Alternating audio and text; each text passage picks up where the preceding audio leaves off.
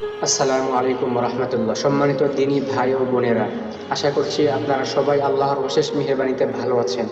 আলহামদুলিল্লাহ, দেখতে দেখতে আমাদের আজকে রমজান মাসের রহমতের প্রথম 10 দিন শেষ হয়ে গিয়েছে।